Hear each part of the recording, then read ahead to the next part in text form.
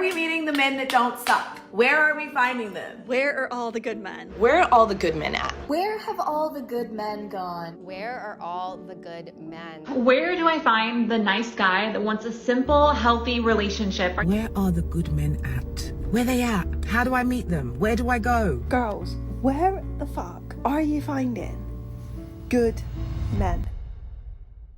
You say you want a good man, but ask yourself this. Would the man that you want the woman that you've become? 63% of men under the age of 30 are single. But that's not the whole story. In fact, 61% of men ages 18 to 29 say they want to be in a committed relationship, compared to only 50% of women. Yet everywhere we turn, there's a woman who's asking, why does it feel like there are no good men left? Maybe it's not that they're gone. Maybe they're just done with the rules of a rigged game. This video is for the women who want a good man, who may not even be aware of the pitfalls of their own perceptions, beliefs, and behaviors that push good men away instead of pulling them in. And this video is for the men who are overburdened with the dialogue that their masculinity is somehow toxic, that we don't need them, when in fact, we do. This is for those of you who believe in commitment, love, and the depth of what is real over what just feels good right now. And to be transparent,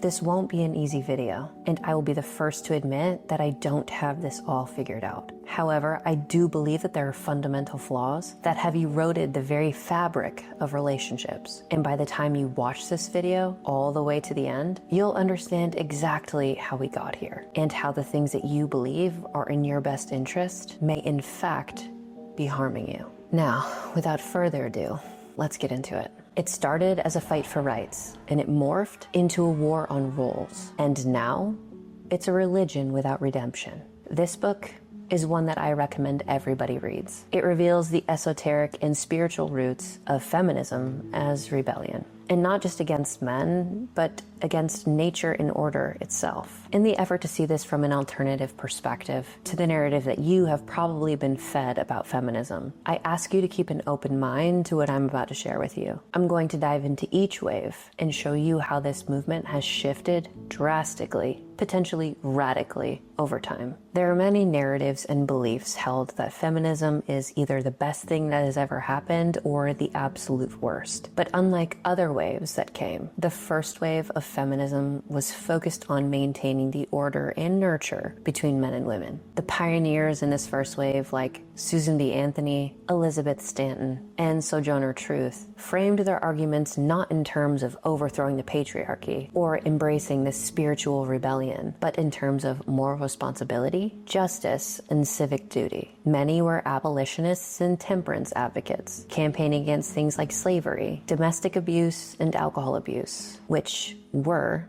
destroying families. And I personally see this as an era where women were fighting for family, for order, not against it. First wave feminists sought basic legal protection and recognition, the right to vote, property rights for married women, access to education, and legal recourse in abusive marriages. These demands were not about erasing sex-based differences, but about correcting clear injustices, ones that left women legally voiceless and financially trapped. These reforms aligned with natural law and biblical principles of justice, not oriented towards social upheaval. When we removed religion, we had to replace it with something. The erosion of Christianity didn't just impact our churches. It impacted cultural values that held our society together, and furthermore, opened the door in which this revolution could just walk right through. First wave feminists, for the most part, did not seek to erase the differences between men and women. They weren't trying to become men or mock men. Instead, they emphasized complementary roles, that women had a moral and nurturing influence that was necessary to shape society, educate children, and contribute to public life. They believed in the distinct power of womanhood, not in its denial or androgynous dilution. This wave of feminism still upheld marriage,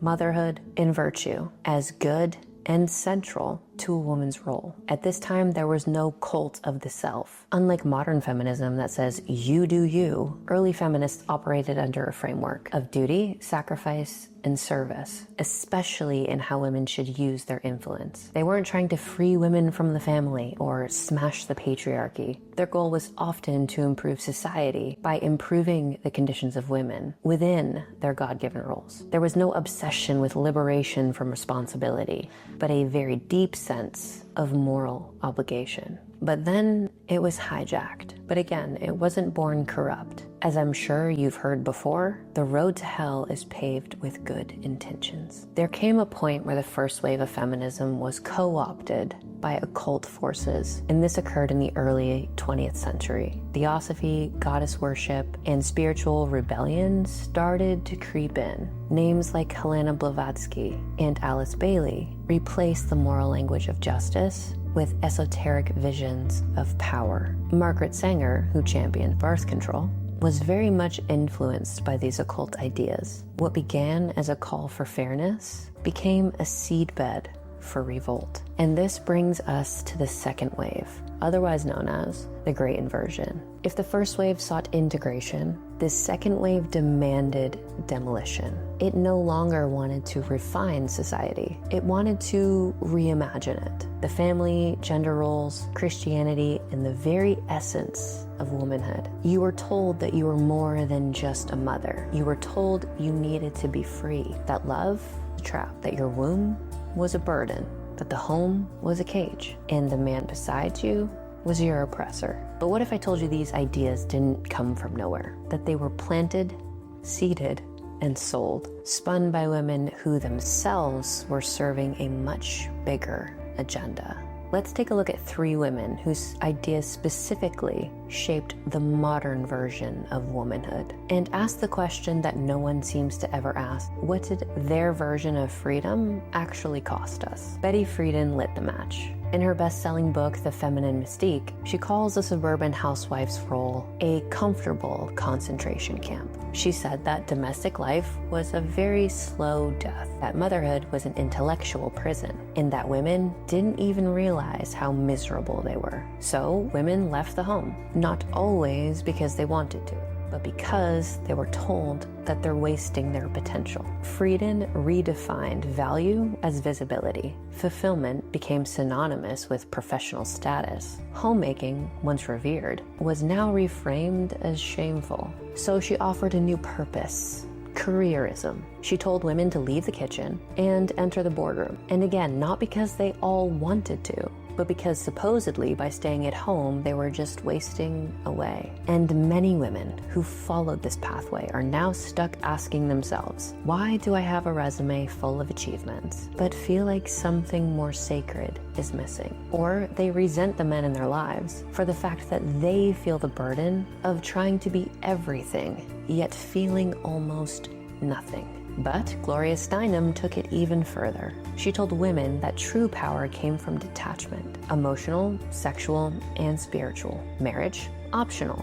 Children, inconvenient. Abortion, empowerment. And men, oppressors. She famously said that a woman needs a man like a fish needs a bicycle. And what's never discussed is her work in the CIA, or with the CIA, spending her time shaping youth movements and influencing the overall culture. And this is not a conspiracy. Okay, she admitted this. Gloria, at the festival, you worked for the Independent Research Service. That's right.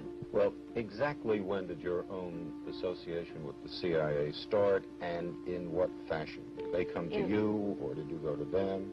In 1958, when I came home from India, I discussed with student leaders, past and present, many of them active with the National Student Association. She didn't liberate women, she redirected them out of the home and into the system. And not towards joy, but towards isolation disguised as independence.